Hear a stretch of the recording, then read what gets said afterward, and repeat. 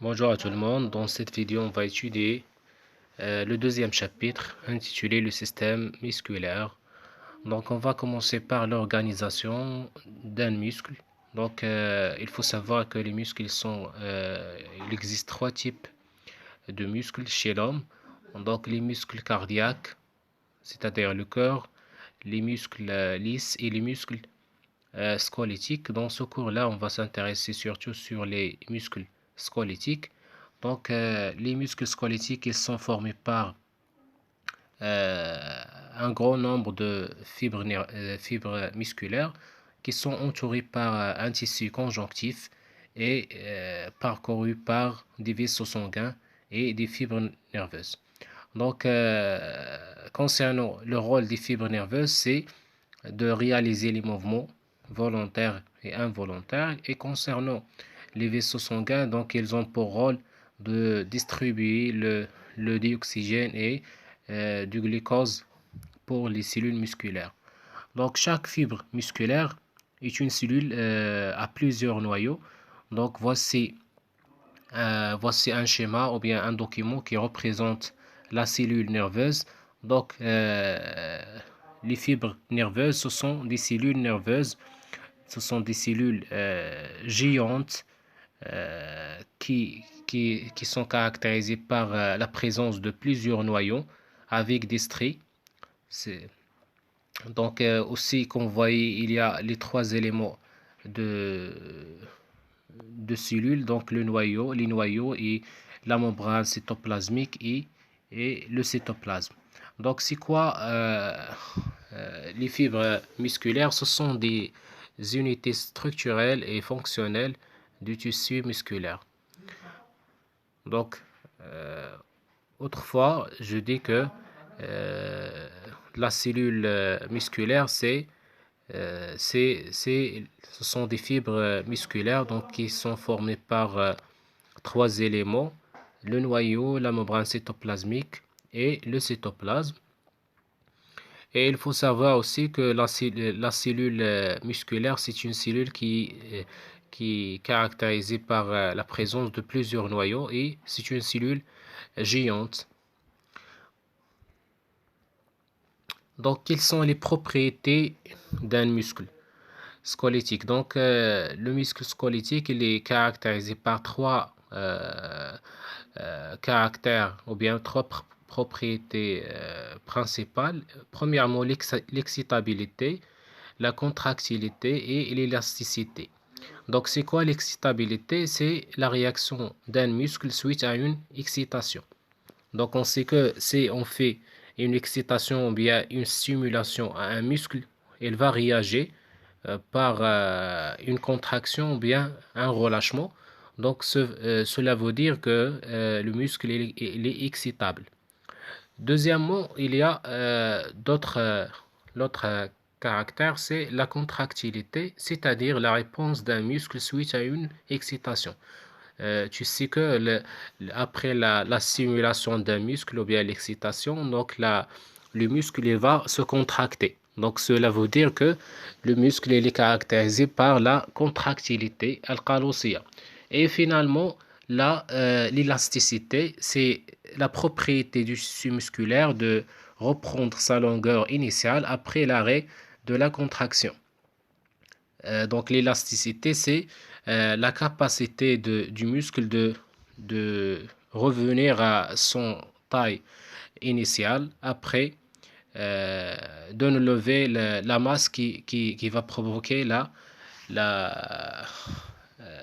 le relâchement ou bien l'élasticité du muscle. Passons maintenant vers une notion très importante qui est le synapse neuromusculaire ou bien la plaque motrice. Donc, c'est quoi la plaque motrice? Donc, la plaque motrice, c'est une zone de passage d'un flux nerveux de la fibre nerveuse vers la fibre musculaire. Donc, il faut savoir que la plaque motrice ou bien la jonction neuromusculaire ou bien le synapse, donc c'est une zone dans laquelle il y a la jonction ou bien il y a une liaison entre un fibre nerveuses et plusieurs fibres musculaires. Donc, après l'excitation ou bien pendant un mouvement volontaire, donc l'influx nerveux moteur, il va se propager le long du corps cellulaire vers les arborisations terminales qui sont reliées avec les fibres musculaires. Donc, entre les fibres musculaires et les terminaisons ou bien l'arborisation terminale, il y a une partie vide dans laquelle il va être libéré des substances chimiques qui vont s'attacher aux fibres musculaires pour se contracter. Concernant les besoins de l'activité musculaire, donc le muscle, donc il a besoin d'oxygène et des nutriments, surtout le glucose, pour faire l'oxydation des nutriments et pour produire de l'énergie nécessaire pour la contraction. Donc pendant l'effort, la consommation de l'oxygène et des nutriments donc, sera plus grand par rapport au repos. Donc le muscle consomme une quantité suffisante d'oxygène et du glucose pour produire de l'énergie nécessaire à l'activité musculaire en libérant le dioxyde de carbone, l'eau et d'autres déchets. Donc pour terminer, il faut savoir quelques accidents affectant le muscle et les causes et les moyens de prévention. Donc pour maintenir les muscles en bonne santé, on doit savoir quelques dangers menaçant la sécurité du muscle et les moyens de prévention. Donc, voici quelques accidents affectant le muscle. Les crampes musculaires, par exemple, les courbatures, l'élongation, les déchirures, ou bien le claquage, les ruptures et le dopage. Donc, concernant les causes les crampes musculaires sont causées par l'incapacité du sang à pénétrer dans le muscle. Donc la prévention, donc il faut faire les échauffements et il faut boire de l'eau. Aussi concernant l'élongation, donc c'est les causes sont l'étirement inhabituel.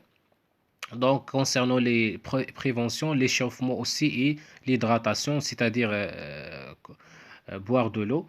Et concernant les déchirures ou bien le claquage, donc c'est une activité dont les causes ce sont des activités, la réalisation des activités physiques sans échauffement aussi musculaire.